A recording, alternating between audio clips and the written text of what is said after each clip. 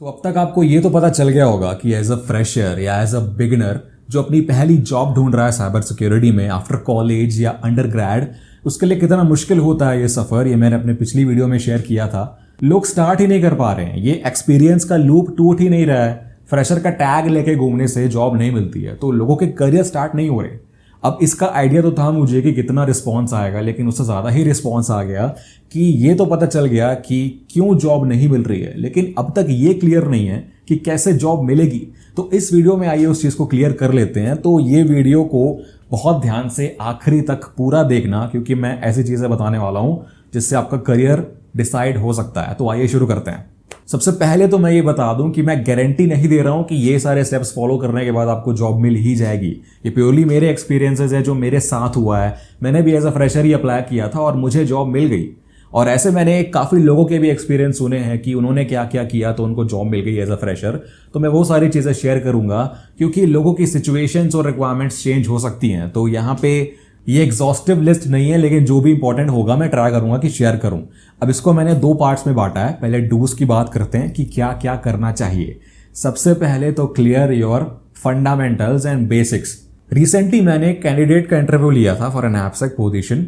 तो उससे मैंने एक क्वेश्चन पूछा कि explain external entities to me. तो उसने बहुत डेफिनेटिव आंसर दिया, बहुत सारे टर्म्स यूज किए like attacker can craft a malicious payload, it will go to the server will not verify the DTD definition source, it will query the definition and it will execute arbitrary code which can lead to port scanning, SSRF और RC। ठीक है, इतना मैं समझ गया। लेकिन उसके बाद मैंने फिर से पूछा कि give me an example of public की cryptography. So you know what he told me, AES and DES। इतना ही नहीं, मैंने उससे पूछा कि how can you escalate access to account take over. तो he said that we can port scan with access. I am not trying to defame that candidate, उसने बहुत अच्छा ट्राई किया था। लेकिन मेरे बोलने का ऑब्जेक्टिव ये है कि हर कोई डेफिनेशन तो पढ़ लेता है, प्रैक्टिकल भी कर लेते हैं, लेकिन उसके कोर तक जाने की कोशिश हर कोई नहीं करता। हर टॉपिक को ब्रेक डाउन करना सीखो। आपको जो पहले से नॉलेज है उससे कोरिलेट करो। हाई लेवल टॉपिक्स के पीछे मत जाओ। मैं आपसे फैंसी टर्म्स एक्सपेक्ट नहीं करता। एज एन इंटरव्यूअर मेरे लिए सबसे इंपॉर्टेंट होंगे आपके बेसिक्स कितने स्ट्रांग है, आपकी नींव कितनी स्ट्रांग है। बहुत ही सिंपल और स्ट्रेट फॉरवर्ड आंसर देना होता है, पैराग्राफ्स नहीं बनाने होते, स्टोरीज नहीं बतानी होती है। तो यहाँ पे हर टॉपिक पे जिस भी फील्ड में आप जाओ, सबसे इंपॉर्टेंट मैं फिर से बोल रहा हूँ कि अपने फंडामेंटल्स और कॉन्सेप्ट्स क्लियर करो। जितनी डीप आपकी नींव होगी ना, उतनी लंबी आप बिल्डिंग बना सकते हो।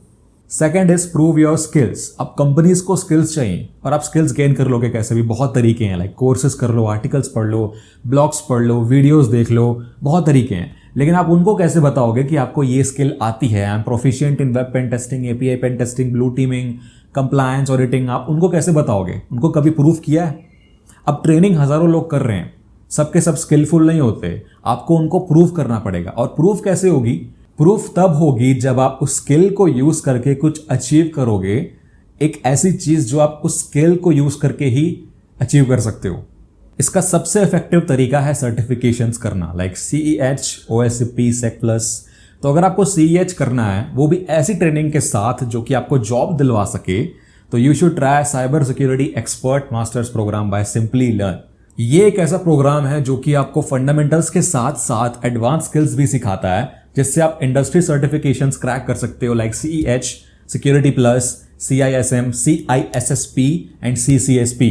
इसका सबसे बड़ा एडवांटेज ये है कि इसके साथ आपको CEH का एग्जाम वाउचर इंक्लूडेड मिलता है बाय EC काउंसिल। तो at the end of the course you can be a certified ethical hacker. इसका CEH learning path is accredited by EC council. तो इसकी ऑफिशियल ट्रेनिंग दी जाएगी आपको, जिसमें आपको सारे मॉड्यूल्स पढ़ाए जाएंगे। और इसके साथ आपको CISSP की भी ट्रेनिंग मिलती है, जो कि एक गोल्ड स्टैंडर्ड फ्लैगशिप कोर्स है जो हर किसी को चाहिए इन्फोसेक में, जिसमें इन्फोसेक के सारे एस्पेक्ट्स कवर होते हैं, including architecture, design, management and controls. इसके साथ आप इलेक्टिव्स में certified cloud professional, CompTIA network plus और CISM की भी ट्रेनिंग ले सकते हैं। अब ये कोर्स कितना बेनिफिशियल है, आप इसके रिव्यूज पढ़कर समझ सकते हो कि कितना बेनिफिट किया है इस कोर्स ने इन लोगों को। तो एनरोल करने के लिए डिस्क्रिप्शन में सबसे पहले लिंक पर क्लिक करो और जो वेबसाइट खुलेगी वहां पर एनरोल नाउ का बटन होगा, उसको दबा के उसके बाद आप चेकआउट पेज पर जाओगे, जहां पर आपको एक कूपन कोड अप्लाई करना है YTBE15, जिससे आपको एक बड़ा स्पेशल डिस्काउंट मिलेगा। उसके बाद आप अपनी डिटेल्स डाल करके प्रोसीड कर सकते हैं और एनरोल कर सकते हैं। तो अभी एनरोल कर लो क्योंकि ये बेस्ट इन क्लास ट्रेनिंग है by the experts. As a fresher आपको 2 चीज़ें मिनिमम रखनी है, एक तो है CS में डिग्री, बीटेक या BCA, उसके बाद एक अच्छा रेप्यूटेड सर्टिफिकेशन। अब सारी स्किल्स क्या क्या चाहिए वो मैं आपको यहाँ नहीं बताऊंगा, वो मैंने रोड मैप वाले वीडियो में बताया हुआ है, आप वो देख सकते हो। अब एक और तरीका है प्रूव करने का, वो है प्रोजेक्ट्स, जो मैंने आपको पहले भी बताए हुए हैं कि कितने इंपॉर्टेंट है इंडिविजुअली। तो आप जो प्रोजेक्ट्स करते हो स्कूल कॉलेज में, उनके अलावा खुद से भी करो और उनको ओपन सोर्स कर दो। लाइक अपने नाम से एक रेपो बनाओ और वहां पर डाल दो ताकि पता चले कि आपने बनाया है ये। कोशिश करो कि इनिशियल वर्जन आप खुद से ही बनाओ सोलली, उसके बाद लोग चाहें तो कंट्रीब्यूट कर सकते हैं। और इंटर्नशिप से भी आप अपनी स्किल्स को प्रूव कर सकती हो, क्योंकि वो तो आपको ऐसे नहीं मिली ना, उसके लिए भी आपने इंटरव्यूज दिए हैं। और ये सबसे ज़्यादा इम्पैक्टफुल चीज़ हो सकती है आपके रेज्यूमे में, क्योंकि ये ऐसी इकलौती चीज़ है जो कि फ्रेशर्स के लिए वर्क एक्सपीरियंस होती है। तो ये सारी चीज़ें कंपनी को दिखाने के लिए ज़रूरी होती हैं ऑन पेपर, क्योंकि जो दिखता है वही बिकता है। थर्ड है बिल्ड अ प्रोफेशनल नेटवर्क। अगर आपको याद होगा तो मैंने पिछली वीडियो में बताया था कि साइबर सिक्योरिटी की दुनिया ट्रस्ट पर चलती है, और सिमिलरली जॉब मार्केट की दुनिया भी ट्रस्ट पर चलती है। मैं यहाँ पर लोगों की बात कर रहा हूँ। तो आपको टेक्निकल स्किल्स तो आ जाएंगी, लेकिन कॉर्पोरेट वर्क और इंडस्ट्री कल्चर बहुत अलग होता है। तो ऐसे लोगों से रिलेशंस बनाओ, कनेक्शंस बनाओ जो ऑलरेडी इस फील्ड में काम कर रहे हैं और अच्छी पोजीशंस में हैं, और उनसे दोस्ती करो, उनसे सीखो, जानो कि काम कैसे होता है। और उनके जो एक्सपीरियंस है ना, उनसे आपको 2 चीज़ें पता चलेंगी। सबसे पहले तो कि क्या रियलिटी है, और दूसरा कि आप क्या एक्सपेक्ट कर सकते हो इंटरव्यूज में। और इसके बहुत सारे तरीके हैं। आपको बाहर निकलना पड़ेगा, आपको लोगों से बात करनी पड़ेगी। LinkedIn is the best option. Connections बनाओ लोगों से, उनको अप्रिशिएट करो, उनको स्किल्स बताओ अपनी कि आपकी कैपेबिलिटी क्या है।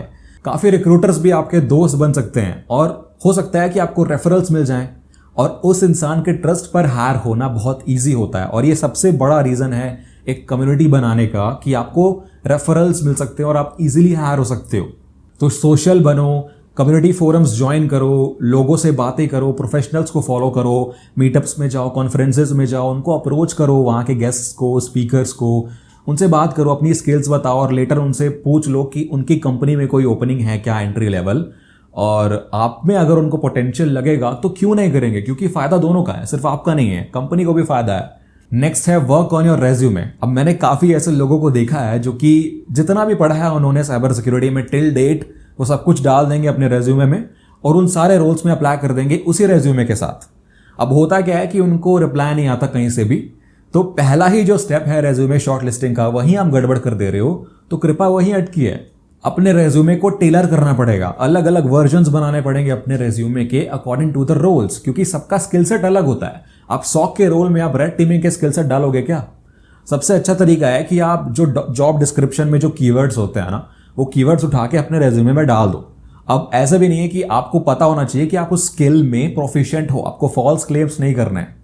तो ऐसे ही हर जेडी के लिए आपको एडिट करना पड़ेगा अपना रेज्यूमे, कीवर्ड्स डालो, समझो कि जेडी को क्या चाहिए, और फॉर्मेट बहुत इंपॉर्टेंट होता है आपको प्रोफेशनल रेज्यूमे बनाने का। मैंने इस पर भी एक वीडियो बनाया हुआ है, चैनल पर जाकर देख लेना, ढूंढ लेना।